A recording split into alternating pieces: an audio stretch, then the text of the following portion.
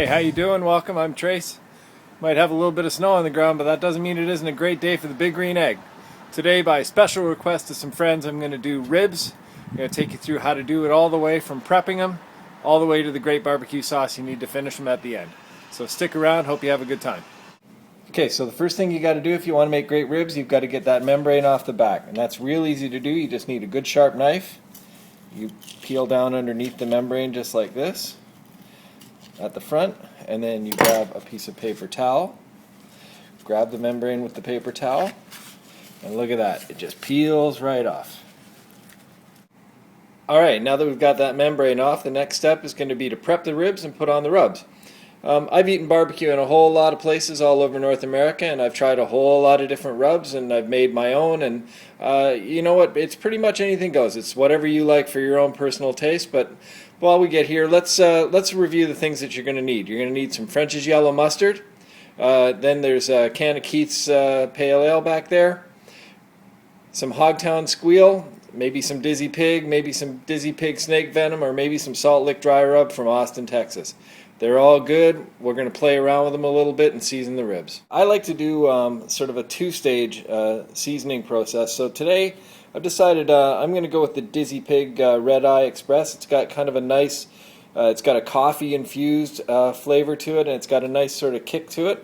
And basically what you got to do is spread that on there. You don't want to be too shy. Don't be too precious with it. Just get a good layer of rub all the way across. The next step is going to be to take some yellow mustard and squirt it all over the ribs and then just pat it into the top. Some people put the mustard on first and then the rub. I find that if you put the rub on first and let it sink in a little bit, then the mustard kind of cakes it down and helps the rub sink into the flavor of the meat better.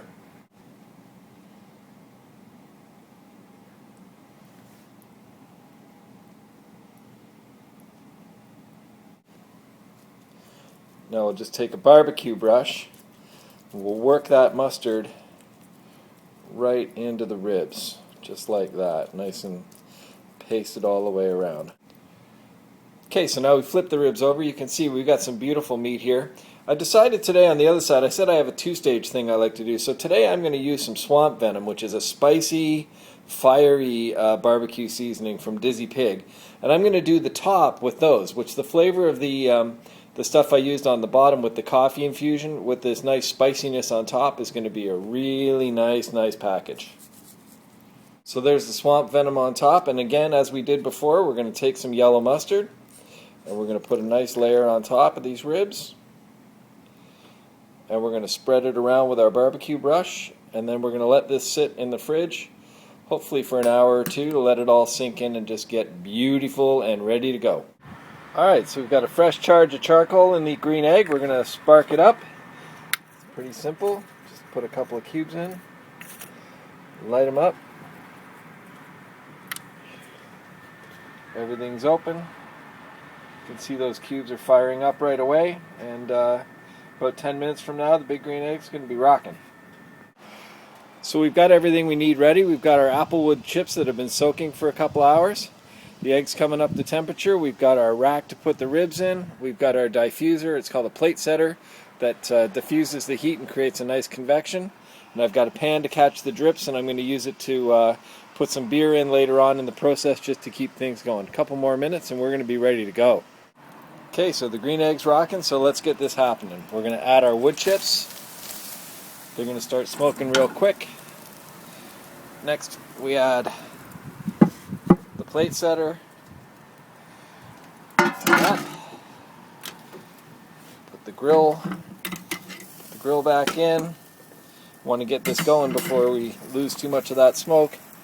And then on go the ribs.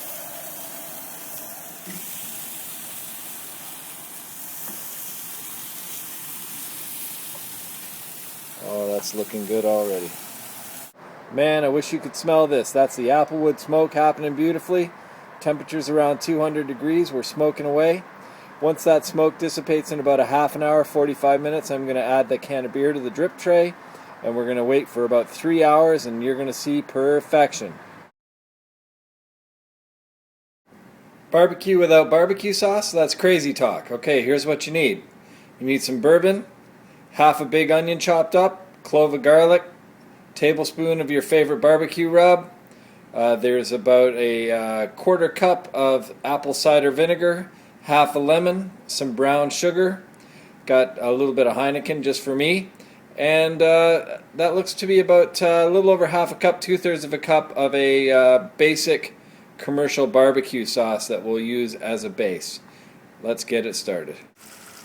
Alright, so we start with a saucepan full of nice big amount of butter, and we throw the onions and the garlic in there, and let's just stir that around and let them soften up nicely.